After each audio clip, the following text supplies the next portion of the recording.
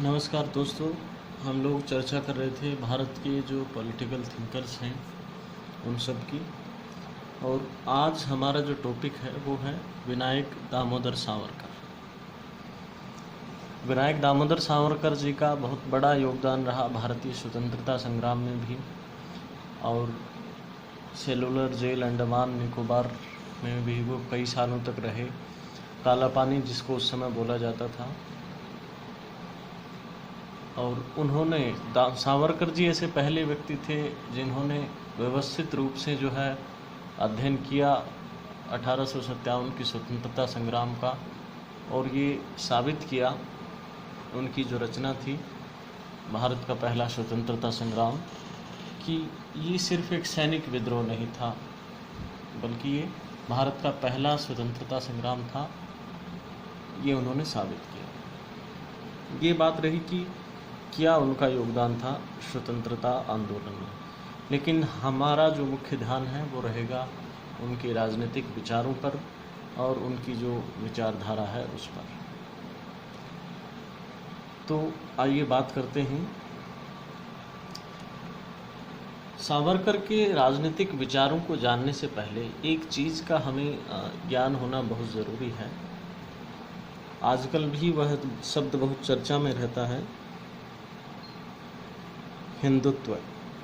आप सभी ने खूब सुना होगा, भले ही अर्थ अच्छे से समझ पाएं या नहीं, लेकिन चर्चा में खूब रहता है।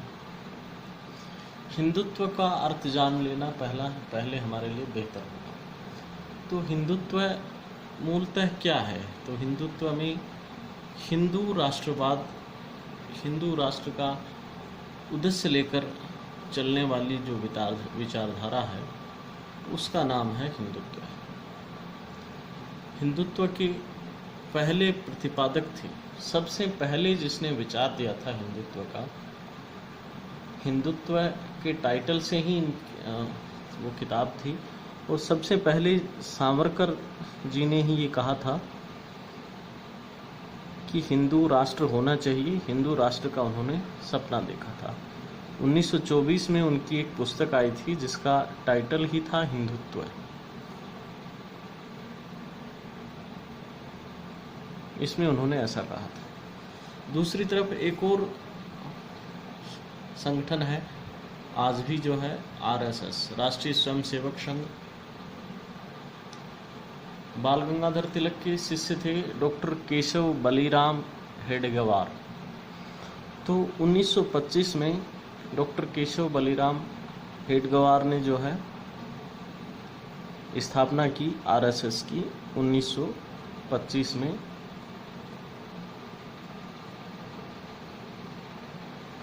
ठीक है, अब ये नाम भले ही अटपटे लग रहे हों, लेकिन समय ऐसा है, काल ऐसा है कि जिस प्रकार हमें ए.ओ. ह्यूम, डब्ल्यू.सी. बनर्जी के नाम रट गए थे, उसी प्रकार इनको भी रटना बहुत ज़रूरी है। सावरकर, केशव बलीराम हेडगेवार और दूसरे फिर गोलवलकर, ये इसी प्रकार के नाम हैं। परिचित आप कम हैं, लेकिन समय ऐसा है कि इन सबको जानना बहुत ज़रूरी है। हम यदि खास करके आप राजनीतिक विज्ञान के विद्यार्थी हैं, राजनीति विज्ञान के विद्यार्थी हैं, या ऐसे भी जो वर्तमान प्रणाली चल रही है, जैसा चिंतन हावी हो रहा है समाज में, तो उस चिंतन की पृष्ठभूमि कहाँ से शुरू होती है, उसमें इनके नाम आते हैं। सावरकर के, आरएसएस का, गोलवलकर का, इन सब के नाम आते हैं। तो आरएसएस ने भी हिंदुत्व के प्रचार प्रसार का जिम्मा संभाला, और आरएसएस की जो स्थापना हुई थी 1925 में किस उद्देश्य से की गई थी? इनका उद्देश्य था कि मुस्लिम आक्रमण,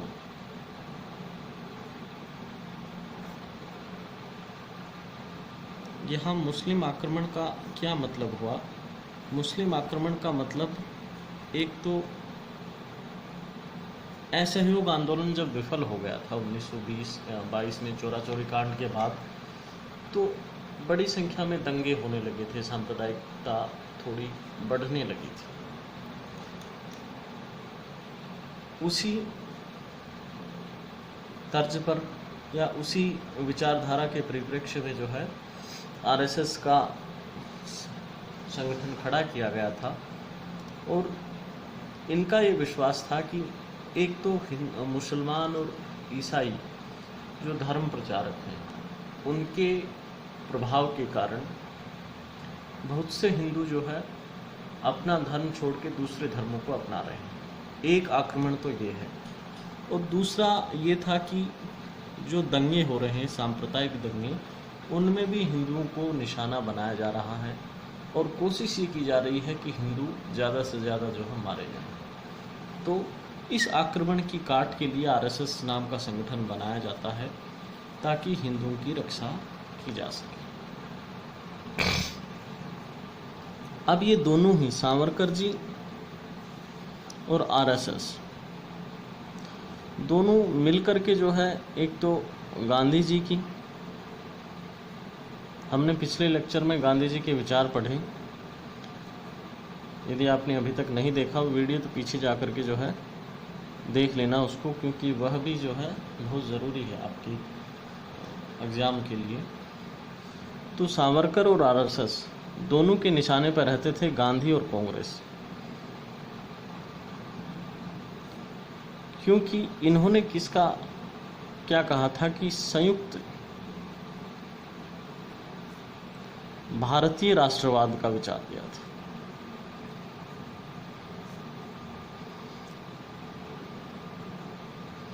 संयुक्त भारतीय राष्ट्रवाद यानी पंथ निरपेक्षता पर आधारित राष्ट्रवाद, जबकि ये जिस राष्ट्र की वकालत कर रहे हैं वो हिंदू राष्ट्रवाद है। ठीक है। और गांधी और कांग्रेस किसकी वकालत कर रहे हैं? पंथ निरपेक्ष वाले राष्ट्र की। इसलिए ये जो है इनके निशाने पर रहते थे और इनकी आलोचना की जाती थी कि ठीक है, हिंदुओं के लिए सावरकर और आरएसएस का ये तर्क था कि मुसलमानों के हितों की रक्षा के लिए मुस्लिम लीग का गठन किया गया, जबकि कांग्रेस को जो है हिंदुओं के हितों की रक्षा करनी चाहिए थी, लेकिन ऐसा नहीं हुआ। इसलिए हिंदुओं की रक्षार्थ एक ऐसे संगठन की ज़रूरत है, हम सबको एक मिलकर के काम करने की ज़रूरत है। और वह काम आरएसएस वाले दावा करते थे कि वे करते हैं। सावरकर हालांकि उस समय तो जेल में थे, लेकिन बाद में वो हिंदू महासभा से जुड़े, तो हिंदू महासभा भी ये दावा करती थी कि वो भी जो है हिंदुओं के उत्थान के लिए काम करते हैं। अब यहाँ हेडगेवार के बाद जो है जो कमान संभालते हैं आरएसएस की, वो थे श्री एम.एस. गोलवलकर।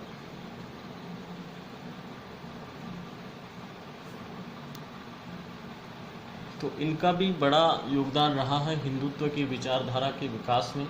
प्रतिपादन तो सावरकर जी ने किया था, लेकिन आरएसएस का भी यहाँ उल्लेख इसलिए किया गया है क्योंकि आरएसएस का भी काफ़ी बड़ा योगदान रहा है हिंदुत्व। और आज जो झंडा बरदार है हिंदुत्व के एजेंडे की भारतीय जनता पार्टी, उसके पीछे जो कैडर काम करता है वो आरएसएस का ही है, राष्ट्रीय स्वयंसेवक संघ का ही है। वहीं से निर्देश प्राप्त होते हैं और उनके कई आरएसएस के कई नेता भी जो है भारतीय जनता पार्टी में आपने देखे होंगे। तो उसकी जड़ें जो है यहीं से देख सकते हैं हम, हिंदुत्व या 1924-25 में इनकी जड़ें हम देख सकते हैं, गोलवलकर के चिंतन में, सावरकर के चिंतन में। अब यहाँ आपने हिंदुत्व के बारे में जाना कि हिंदू राष्ट्रवाद की विचारधारा है, लेकिन यहाँ थोड़ा सा डिफरेंशिएशन करना ज़रूरी है हिंदू धर्म में और हिंदुत्व में, क्योंकि कई बार बहस आज भी उठती है, पहले भी उठती रही है कि एक तो होता है हिंदू धर्म, ठीक है, और दूसरी चीज़ है हिंदुत्व। क्या दोनों एक ही हैं या दोनों अलग अलग हैं? इसके बारे में हम जान लेते हैं।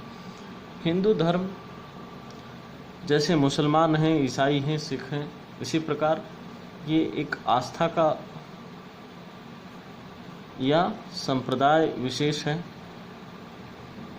संप्रदाय से तो नहीं जोड़ सकते, लेकिन आस्था कह सकते हैं। हिंदू जो है एक आस्था का नाम है। और हिंदुत्व क्या है? हिंदुत्व एक राजनीतिक विचारधारा है।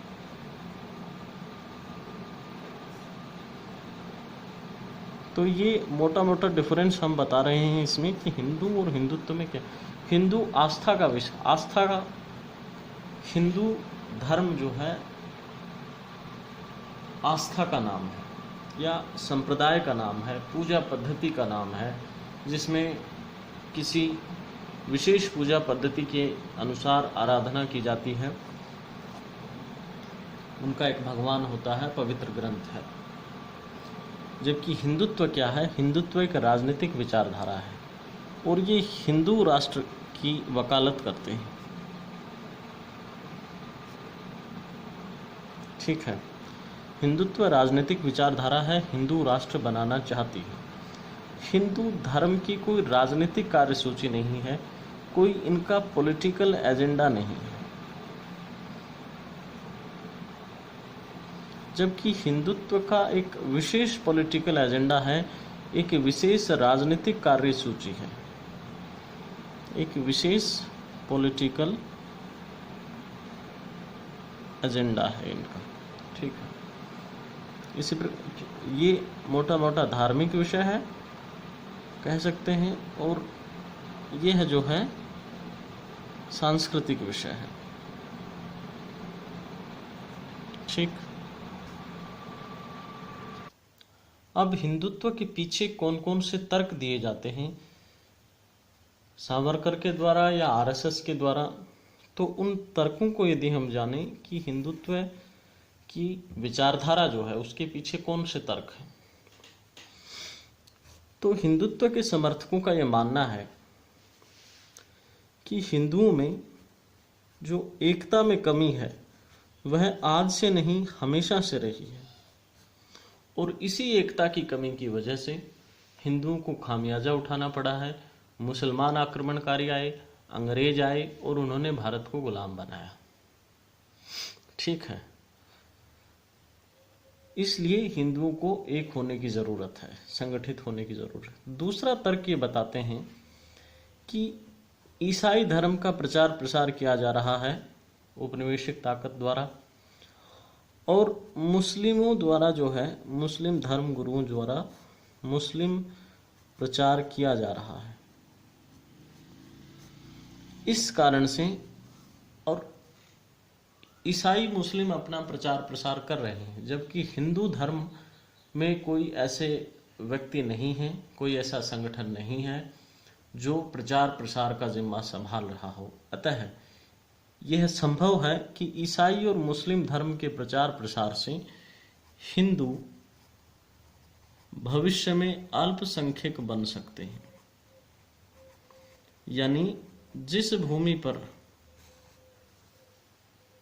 जो हिंदुओं की भूमि है वहीं पर हिंदुओं को अल्पसंख्यक बना दिया जाएगा, ऐसा हिंदुत्व के समर्थकों का तर्क है। तीसरा प्रमुख तर्क ये देते हैं कि कांग्रेस पार्टी जो राजनीति करती है वो मूलतः पंथ निरपेक्ष राजनीति है। इसमें ये किसी धर्म विशेष की हितों की बात करते ही नहीं है, ना मुसलमानों की करते हैं ना हिंदुओं की करते हैं। लेकिन मुसलमानों ने अपना अलग संगठन बना दिया, उनके लिए मुस्लिम लीग है, जबकि हिंदुओं का ऐसा कोई संगठन नहीं है। इसलिए हिंदुओं के जो राजनीतिक हित हैं उनकी रक्षा करना जरूरी है। और उनकी रक्षा कैसे की जाएगी कि एक ऐसा संगठन तैयार किया जाए, ऐसा कैडर तैयार किया जाए, ऐसे लोग तैयार किए जाएं जो हिंदू धर्म के हिमायती हो, प्रचार प्रसार करें और उनके हितों को जो है आगे बढ़ाएं। तो ये थी हिंदुत्व की बात। अब हिंदुत्व की जैसे हमने आपको बताया कि दो परंपराएं हैं, एक सावरकर जी हैं हिंदू महासभा, और दूसरी आरएसएस के गोलवलकर जी हैं।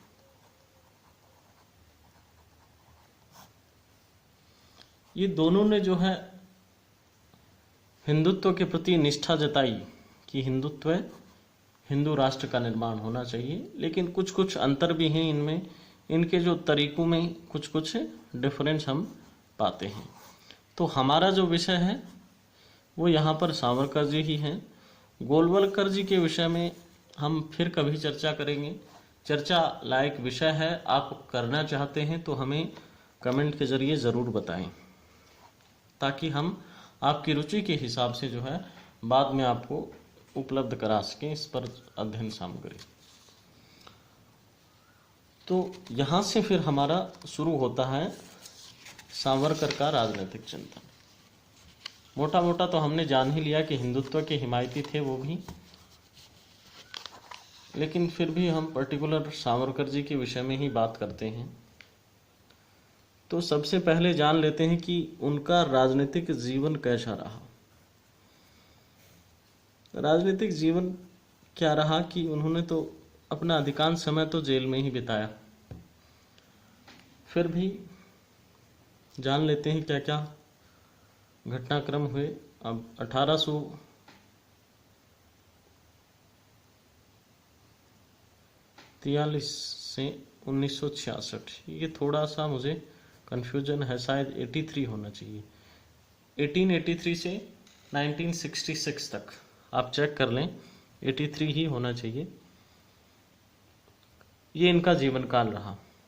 तो शुरू में इनको पढ़ने के लिए लंदन भेजा गया। वहाँ इन्होंने जो है कई संस्थाओं से भी ये जुड़े, मित्र मेला, अभिनव भारत, वो आधुनिक इतिहास का विषय होते हैं। लेकिन फिर 1911 में 1909 में इन्होंने अपनी भारत का स्वतंत्रता संग्राम वाली पुस्तक प्रकाशित की, जिसमें इन्होंने कहा कि 1857 का जो स्वतंत्रता संग्राम था वो सिपाही विद्रोह नहीं था, बल्कि भारत का पहला स्वतंत्रता संग्राम था। इसके बाद 1911 में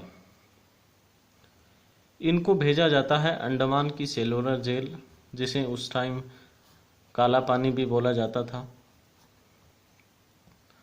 और यहाँ ये 1922 तक रहे। अब पिछले कुछ दिनों एक चर्चा का विषय ये भी था कि सावरकर जी ने माफ़ी मांगी। एक दल विशेष कह रहा था, एक पक्ष कह रहा था कि नहीं, ये सभी आरोप झूठे हैं। तो यहाँ एक प्रसंग आता है जब हम इनके बारे में पढ़ते हैं कि सावरकर जी एक राजनीतिक कैदी के रूप में अंडमान जेल में भेजे गए थे, और वहाँ ये कैदियों को ऐसी व्यवस्था थी कि पिटीशन डालने की अनुमति दी जाती थी कुछ थोड़े थोड़े समय बाद। तो इनकी गुजारिश ये थी कि मुझे ये बताया जाए कि ना तो मैं किसी अपराध का आरोपी हूँ, ना किसी चोरी डकैती का आरोपी हूँ, एक राजनीतिक बंदी के रूप में आपने मुझे रखा है। तो जबकि आप मुझे जो है आपराधिक बंदी के रूप में की तरह मेरे साथ बर्ताव कर रहे हैं, तो मेरी स्थिति स्पष्ट की जाए। इस प्रकार उन्होंने कुछ पत्र लिखे थे, और उसी पर यह विवाद हुआ कि उन्होंने माफ़ी मांगी। खैर, उस बारे में हम डिटेल से ना जाते हुए देखते हैं कि 1922 में फिर वो अंडमान जेल से तो बाहर आ गए, लेकिन फिर दोबारा उनको कैद कर लिया जाता है, और 1923 से लेकर 1937 तक 37 तक रत्नागिरी में जो है ये नज़रबंद करके रखे जाते हैं। इसी दौरान ये अपनी जो सर्वप्रसिद्ध पुस्तक है हिंदुत्व, उसको भी लिखते हैं। इनका जो जीवन का पहला चरण था, पहला चरण का मतलब कि जन्म से लेकर 1922 तक का, इस चरण के बारे में क्या विचार थे उन्हें तो हम नहीं कह सकते, लेकिन मान सकते हैं कि 1911 तक का उनका जो जीवन था वो प्रभावित रहा। किससे? इटली के एक राष्ट्रवादी नेता थे, जोसेफ मैज़िनी।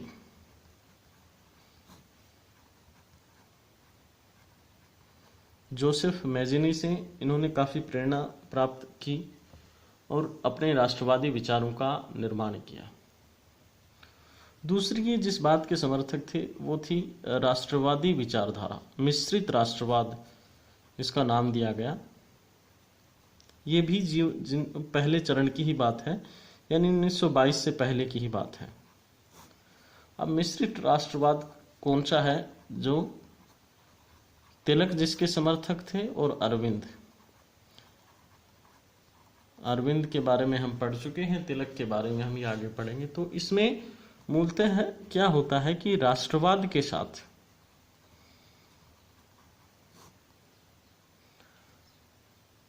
धर्म, और धर्म में भी वेद, उपनिषद इत्यादि का महत्व जोड़ दिया जाता है। प्रथा परंपराओं, इन सभी को प्रमाणित करने का प्रयास किया जाता है।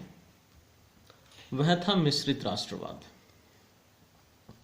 फिर आगे जो इनका जो राष्ट्रवाद होगा 1922-23 के बाद, 1922 से 23 के बाद ये हिंदू राष्ट्रवादी बन जाते हैं। अब हिंदू राष्ट्रवादी का मतलब ये हुआ कि ये हिंदू धर्म, हिंदू राष्ट्र का निर्माण तो करना चाहते हैं, लेकिन उसकी बुराइयों को दूर करके, कुप्रथाओं को दूर करके, और जो है तर्काधारित राज्य, ना कि वेद परंपराओं, इनका विश्वास, वेदों में, ग्रंथों में सावरकर जी का विश्वास नहीं था, और वो तर्क विज्ञान पर आधारित राष्ट्र का निर्माण करना चाहते थे। तो इनके जो जीवन का दूसरा चरण था, इसमें इन्होंने मैजनी के विचार भी त्याग दिए और अपना नया मौलिक विचार बनाया हिंदुत्व का, और हिंदुत्व की विचारधारा के लिए ही अपने जीवन का सर्वस्व इन्होंने न्यौछावर कर दिया। ठीक है। 1937 में ये रिहा होते हैं, और उसके बाद जो है हिंदू महासभा से जुड़ जाते हैं 1937 में ही, और हिंदू महासभा के अध्यक्ष रहते हैं 1938 से लेकर के और 1945 तक।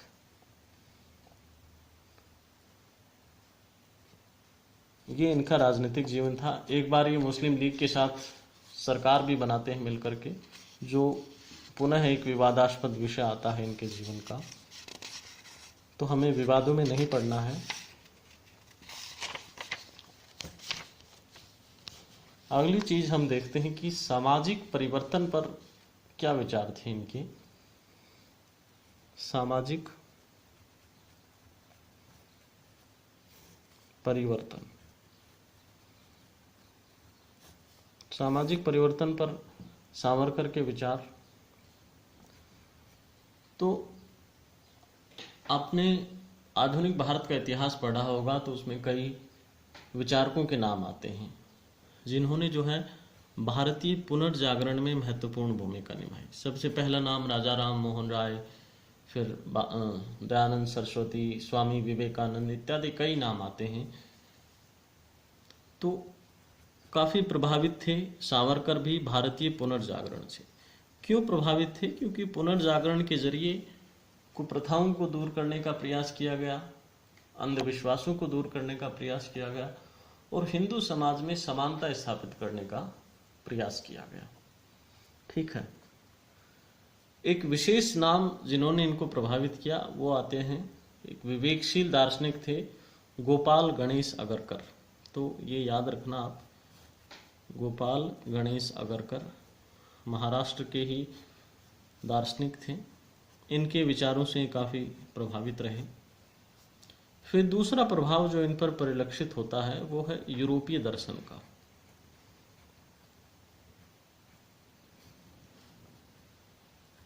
यूरोपीय दर्शन का भी इन पर प्रभाव पड़ा।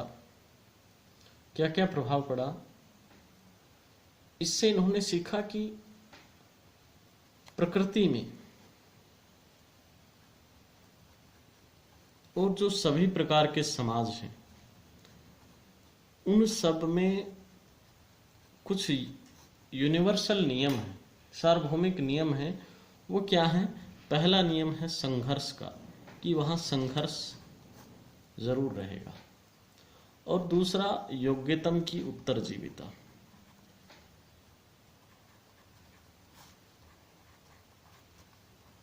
योग्यतम की उत्तरजीविता यानी सर्वाइवल ऑफ फिटेस्ट। जो सबसे ज्यादा योग्य है वही जीवित रहेगा, जो सबसे ज्यादा फिट है वही सर्वाइव करेगा। यह है योग्यतम की उत्तरजीविता। यानी जो बलशाली है वह बचा रहेगा, जो संघर्ष में जीत जाएगा वह बचा रहेगा। ये प्रकृति का नियम है और समाज का भी यही नियम है। दूसरी बात इन्होंने यूरोपीय दर्शन से ये सीखी फिर कि प्रकृति में जो है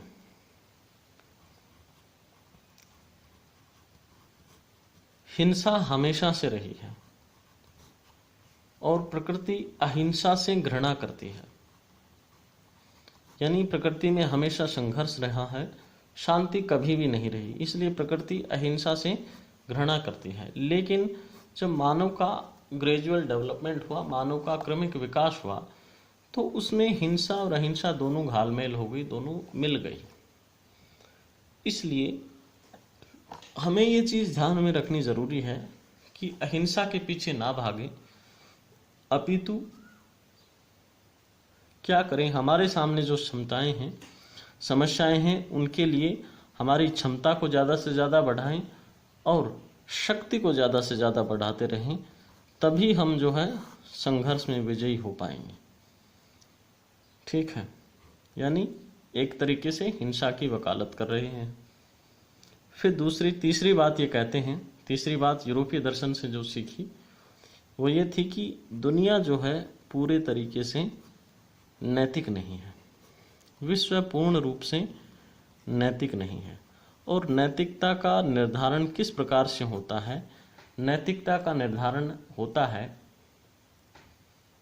कि किस समय क्या है, स्थान क्या है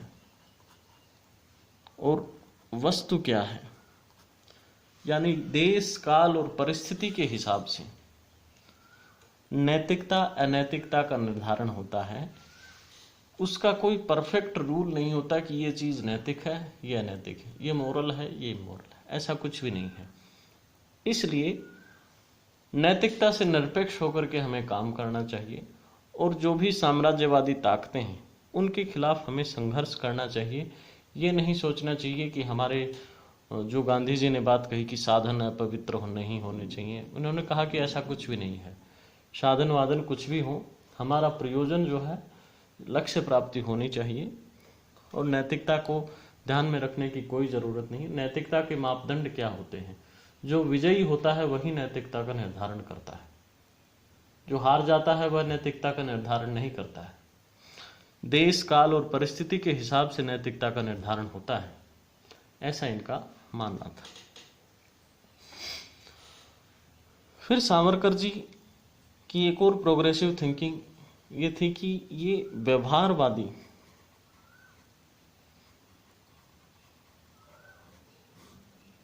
ज्ञान मीमांसा के समर्थक थे। इस शब्द का अर्थ अभी हम स्पष्ट कर देते हैं। व्यवहारवादी ज्ञान मीमांसा के समर्थक, इसका मतलब ये हुआ कि जैसे ही हमारी इंद्रियों से हम अनुभव करते हैं, आँख से जैसा देखते हैं, जैसा कान से सुनते हैं, आँख, नाक, कान इत्यादि से जो हमारे सामने वस्तु है, जो प्रमाण है, उसी से हमें जो है ज्ञान प्राप्त करना चाहिए। हमें इंद्रियों से प्रत्यक्ष ज्ञान ग्रहण करना चाहिए। यानी इंद्रियों का प्रत्यक्ष प्रमाण ही जो है ज्ञान का उचित स्रोत है। अप्रत्यक्ष ज्ञान ग्रहण नहीं करना चाहिए, सुनी सुनाई बातें नहीं माननी चाहिए। ठीक है, जो आपके सामने सिद्ध हो उसी पर विश्वास करें। दूसरी बात, इन्होंने कहा कि जो भी धर्म ग्रंथ हैं, भले ही वो वेद हो, उपनिषद हो, कुछ भी हो, वे सभी जो है मानव निर्मित हैं। यहाँ आपको फर्क दिखेगा कि क्यों जो रूलिंग पार्टी है उसका झुकाव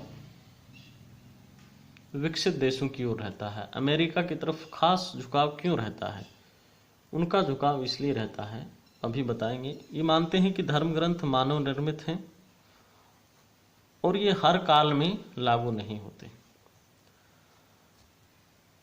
दूसरी बात, इन्होंने जो है अध्यात्म की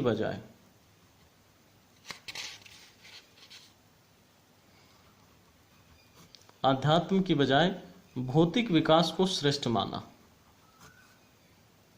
वही बात मैं आपको बता रहा था कि रूलिंग पार्टी का आप झुकाव देखते हैं कि डेवलप्ड कंट्रीज की ओर है जो पूंजीवादी देश हैं उनकी तरफ है, और पूंजीवादी नीतियां अपनाने की तरफ ही ज़्यादा जोर है। क्यों है? क्योंकि इनका ध्यान भी भौतिक विकास की ओर है। ये लोग विज्ञान और तकनीकी का समर्थन करते हैं, कितना करते हैं वो पता नहीं, लेकिन विचारधारा के आधार पर विज्ञान और प्रौद्योगिकी का समर्थन करते हैं। ऐसी विचारधारा आरएसएस और सावरकर जी की थी, और हिंदू अंधविश्वासों की आलोचना करते हैं। ठीक है, यानी मोटे मोटे तौर पर हम कहें, सावरकर जी कहते हैं कि सामाजिक संघर्ष, सामाजिक परिवर्तन के लिए जो सिद्धांत लागू होता है वह सिद्धांत है जीवन संघर्ष का सिद्धांत।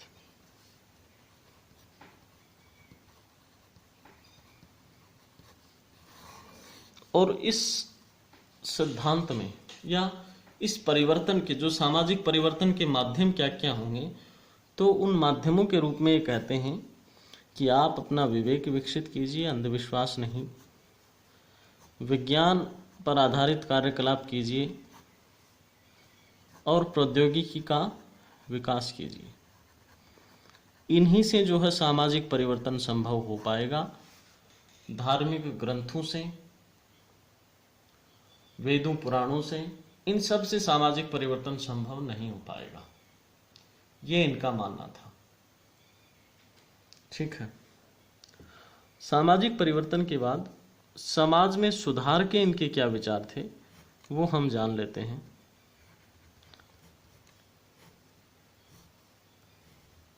सामाजिक परिवर्तन अलग चीज है और सामाजिक सुधार अलग चीज है। सामाजिक सुधार यानी कुछ छोटी मोटी जो बुराइयां हैं समाज की उनको दूर करना। सामाजिक परिवर्तन यानी एक स्थिति से जंप करके दूसरी स्थिति में पहुंच जाना। ठीक है, अब समाज सुधार के लिए क्या कहते हैं कि हिंदुओं को क्या करना चाहिए कि विज्ञान और तर्क, इनसे मिलकर के जो प्रथाएं बनी हैं उन्हीं को अपनाना चाहिए, और अंधविश्वासों को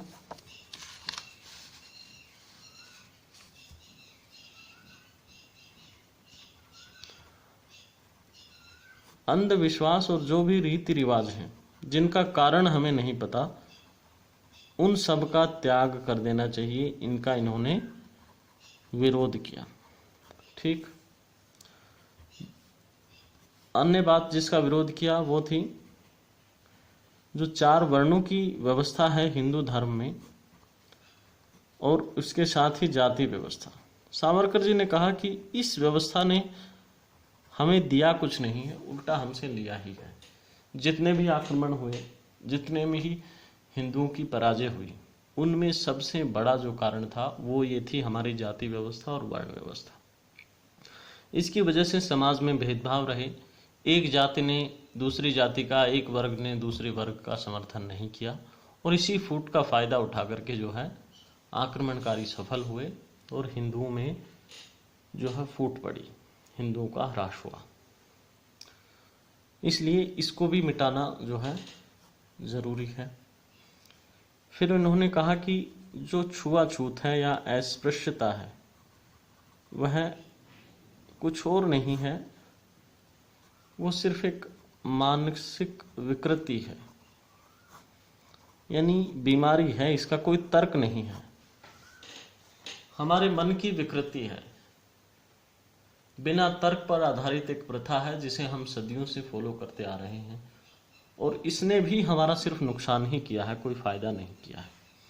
जो भी हिंदू धर्म में शुद्ध का अशुद्ध का विचार पाए जाते हैं कि फलां व्यक्ति शुद्ध है, वो अशुद्ध है, ये जाति का व्यक्ति शुद्ध है, उस जाति का व्यक्ति अशुद्ध है, ये सभी विचार जो है गलत हैं, और इन सब को हमें जो है छोड़ देना चाहिए, ऐसा इनका मानना था।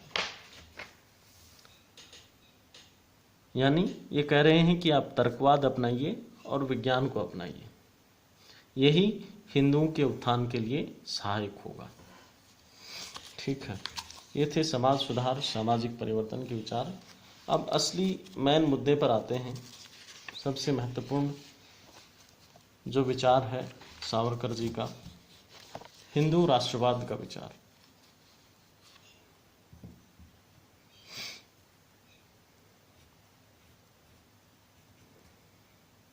एक आउटलाइन तो हमने ले ली थी, लेकिन फिर भी डिटेल से जान लेते हैं क्या है। सबसे पहले आपको पता है उल्लेख किसमें किया, इनकी पुस्तक थी हिंदुत्व, लिखी 1924 में। अब यहां ये कह रहे हैं कि राष्ट्र क्या है। राष्ट्र सिर्फ एक भूमि का क्षेत्र नहीं है, बल्कि एक राजनीतिक समुदाय है जिसमें सांस्कृतिक संबंध होते हैं। यानी ये समर्थन कर रहे हैं सांस्कृतिक राष्ट्रवाद का। हिंदू राष्ट्रवाद को इन्होंने सांस्कृतिक राष्ट्रवाद बतलाया। और इन्होंने क्या कहा कि सांस्कृतिक पहचान जो है, सांस्कृतिक पहचान ही राष्ट्रवाद की विशेषता है।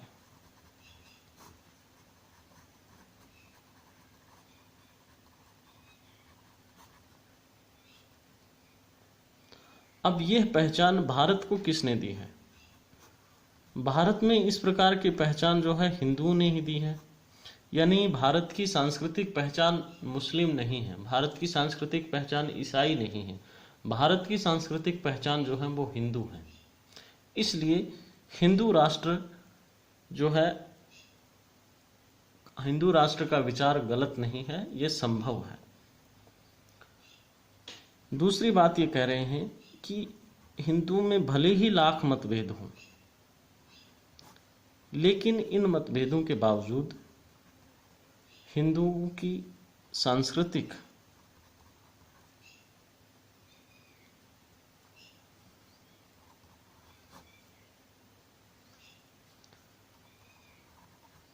धार्मिक,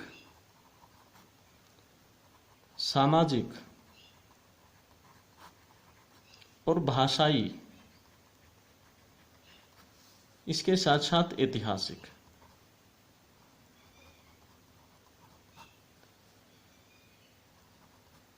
ये कुछ कारण रहे हैं जिनके कारण जो है हिंदू आपस में जुड़े रहे। यानी साझी संस्कृति है, साझा धर्म है, एक जैसा समाज है, एक जैसी भाषा है। भाषा मूलतः वो हिंदी भाषा या संस्कृत की वकालत करते थे कि ये जो है होनी चाहिए राष्ट्र की भाषा, और साझा हमारा इतिहास है। यानी इसे वो संज्ञा देते थे सांस्कृतिक और धार्मिक एकता की। और यही वो कारण थे कि वो कहते थे कि भारत को जो है हिंदू राष्ट्र बनना चाहिए। राष्ट्र के बारे में वो कह रहे हैं कि राष्ट्र क्या है, तो उनके अनुसार राष्ट्र के पास पर्याप्त क्षेत्रफल होना चाहिए, और राष्ट्र जो है पर्याप्त क्षेत्रफल वाला एक राजनीतिक समुदाय है।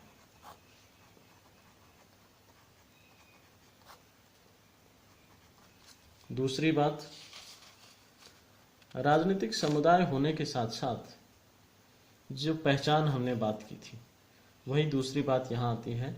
इसके साथ साथ एक स्वतंत्र राष्ट्रीय पहचान वो भी जरूरी है। यही वो बात कर रहे हैं कि भारत को ये स्वतंत्र राष्ट्रीय पहचान कौन देते हैं? हिंदू।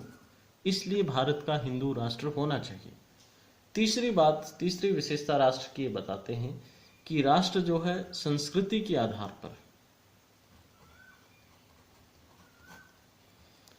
और जातीय संबंधों के आधार पर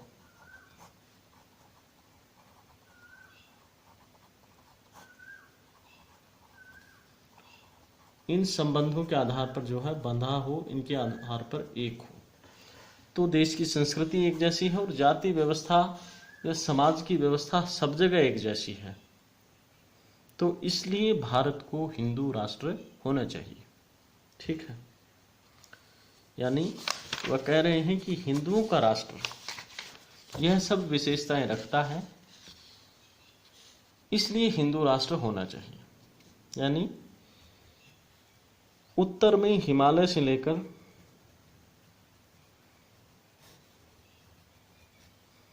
और हिंद महासागर तक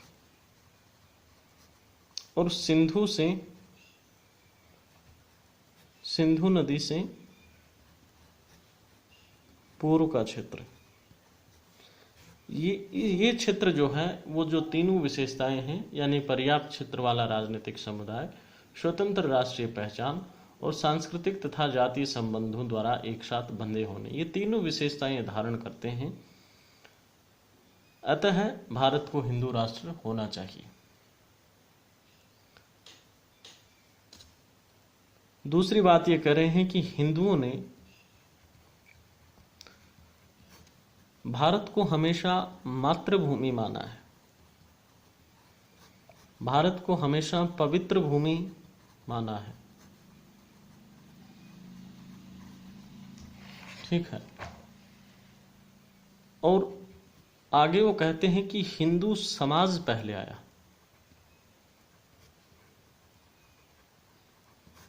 एक हिंदू समाज है और एक हिंदू समाज मतलब भारत का समाज, और हिंदू धर्म यानी भारत की पूजा पद्धति। वो कह रहे हैं कि हिंदू समाज पहले आया, ना कि हिंदू धर्म। इसलिए जो धर्म के आधार पर संप्रदाय के देश विभिन्न संप्रदायों में जो बटा है, जो आंतरिक समुदाय जैसे सिख धर्म, बौद्ध धर्म, जैन धर्म, इन सब का मूल ही एक ही है। इन सब की मातृभूमि पितृभूमि भारत ही है, इसलिए ये भी हिंदू समाज के हिस्सा हैं। हिंदू धर्म से हालांकि ये अलग हैं, लेकिन ये हिंदू समाज का ही हिस्सा है। ठीक है, दूसरी तरफ वो कहते हैं कि मुसलमानों के साथ ऐसा नहीं है। सावरकर जी का मानना है कि मुसलमानों के जितने भी धार्मिक स्थान हैं वो सारे के सारे भारत से बाहर हैं। ठीक है, यानी ये भारत को पवित्र नहीं मानते, भारत को राष्ट्र बनाने में इनका योगदान नहीं है, इनकी संस्कृति का कोई योगदान नहीं है। सावरकर जी आगे कहते हैं कि इन्होंने भारत में घुलने की बजाय, यानी पहले बहुत से आक्रमणकारी आए, शक, कुषाण, हूण, पल्लव, बहुत से आक्रमणकारी आए, वो सब भारत में घुल मिल गए, हिंदुओं के साथ ही रच बस गए। लेकिन मुसलमान आक्रमणकारी ऐसे थे कि इन्होंने भारत में घुलने की बजाय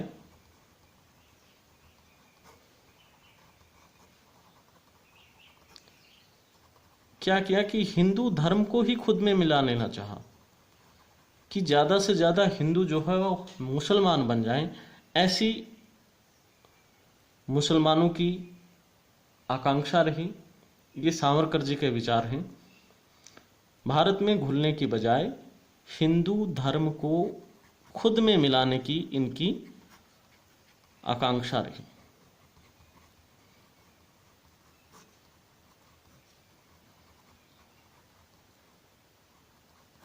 ठीक है, इसलिए मुसलमान जो है, सावरकर जी के अनुसार मुसलमान हिंदू राष्ट्र का हिस्सा नहीं हो सकते।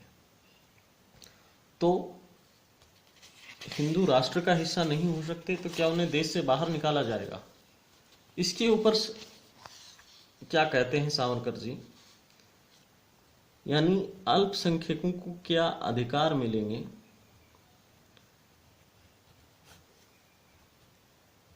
और उनकी स्थिति क्या होगी?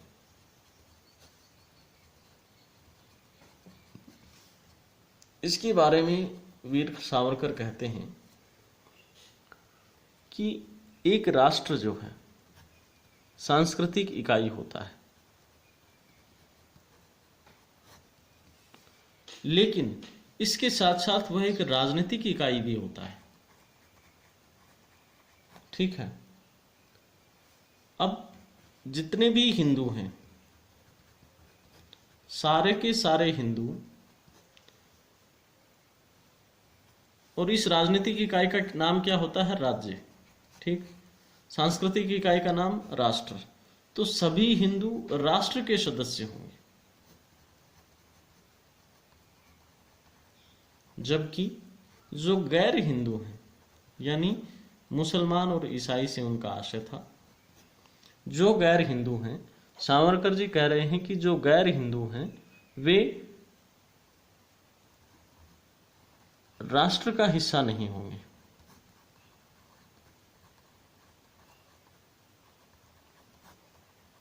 लेकिन राज्य का हिस्सा होंगे।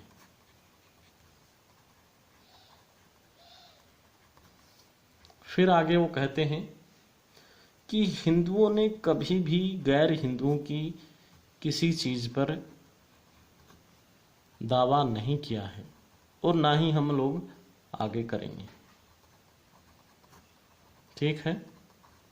इसलिए भले ही मताधिकार हो, यानी वोट देने का जो राइट हो, पब्लिक सर्विस हो, लोक सेवा हो, कोई सरकारी पद हो, या टैक्सेशन सिस्टम हो, कराधान प्रणाली हो, इन सब में कोई भेदभाव नहीं किया जाएगा। यानी जो हिंदू है और जो हिंदू नहीं है, दोनों के साथ कोई भेदभाव नहीं होगा। लेकिन उस समय एक मांग चल रही थी, मुस्लिम लीग कह रही थी कि मुसलमानों के चूंकि अल्पसंख्यक हैं तो इनके हितों का विशेष संरक्षण इनको करना चाहिए। तो वीर सावरकर कहते हैं कि मुसलमानों के जो विशेष हित संरक्षण की जो बात है,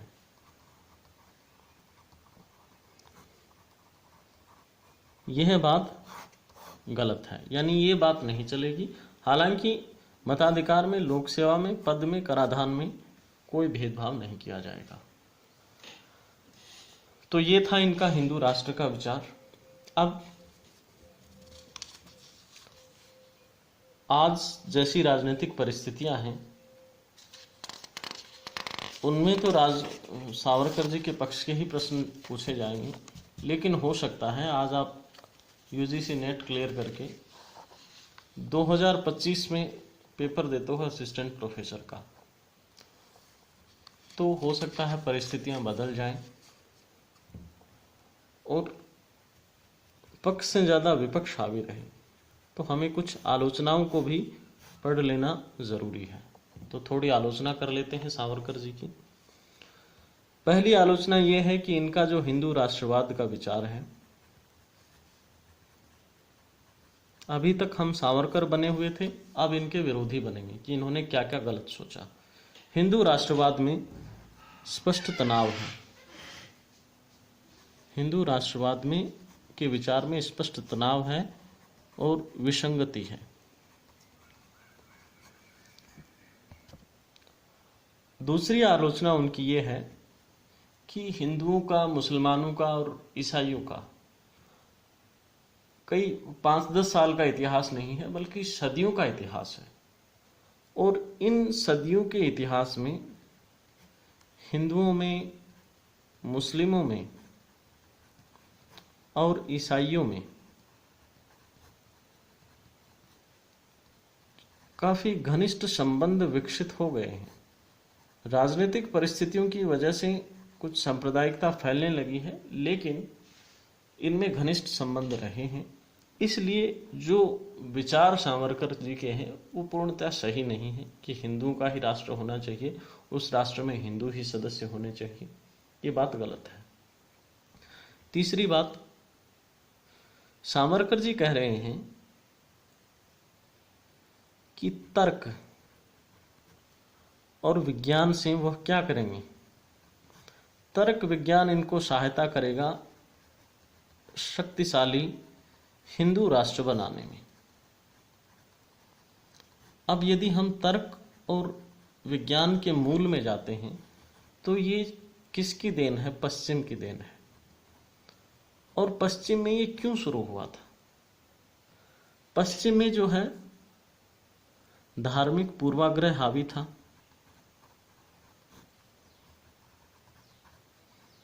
और उसकी यानी इसकी काट में समाज के दर्शन का विकास हुआ, और वह दर्शन जो है तर्क और विज्ञान के रूप में विकसित हुआ। यानी यह दर्शन जो है तर्क और विज्ञान के रूप में विकसित हुआ। अब सावरकर जी यह चाहते हैं कि जिस चीज के विरोध में तर्क विज्ञान विकसित हुआ उसी का समर्थन करने लग जाए जो अपने आप में विसंगतिपूर्ण है। यानी धार्मिक पूर्वाग्रह के विरोध में तर्क विज्ञान का जन्म हुआ, और तर्क विज्ञान फिर वापस से धार्मिक पूर्वाग्रह, यहाँ इनका शक्तिशाली हिंदू राष्ट्र, इसका समर्थन करने लग जाए। तो ये बात भी थोड़ी सी अटपटी लग रही है यहाँ पर। अब एक और बात, सावरकर जी कह रहे हैं कि जितने भी मुसलमान हैं, जितने भी ईसाई हैं, वो उनमें देश के प्रति प्यार नहीं है, देश के प्रति निष्ठा नहीं है। यानी वो समुदाय को आधार बना रहे हैं किसका? निष्ठा का और देशभक्ति का। लेकिन इतिहास गवाह है इन सारी चीज़ों का कि जितने भी विश्वासघाती होते हैं, एक कहावत प्रसिद्ध भी है कि काबुल में क्या गधे नहीं होते, उसी प्रकार विश्वासघाती हर समुदाय में होते हैं। ऐसा नहीं है कि हिंदुओं में विश्वासघाती नहीं होते, सिर्फ मुसलमानों में होते हैं, मुसलमानों की कोई निष्ठा नहीं है। यानी हर धर्म में, हर समुदाय में, हर प्रकार के व्यक्ति हैं। तो वीर सावरकर की यह बात कि मुसलमानों की देश के प्रति निष्ठा नहीं है, ये पूर्णतः हम सही नहीं मान सकते। ठीक है। फिर आगे वो कहते हैं कि अल्पसंख्यक जो है राष्ट्र का हिस्सा नहीं होंगे। यानी वो अल्पसंख्यकों को नागरिकता ना देने की बात करते हैं। अब इससे क्या होगा? भले ही कुछ हासिल हो या नहीं हो, लेकिन इससे एक चीज जरूर होगी कि समाज के विभिन्न वर्गों के बीच भेदभाव पैदा हो जाएगा, देश की एकता को खतरा पैदा होगा। इसलिए एक वर्ग है जो बड़ी बड़ी आलोचनाएं करता है वीर सावरकर की, एक वर्ग है जो बहुत प्रशंसाएं करता है। लेकिन सावरकर जी चर्चा में रहते हैं। 1966 से लेकर के अभी तक लगभग 50 से अधिक साल गुजर चुके हैं, लेकिन सावरकर आज भी चर्चा में बने हुए हैं, अपनी प्रासंगिकता वो सिद्ध कर रहे हैं। जैसा कि आप जो राजनीतिक माहौल देख रहे हैं, जो राजनीतिक माहौल आज आप देख रहे हैं, उसमें विरोधी भी हैं और समर्थक भी हैं।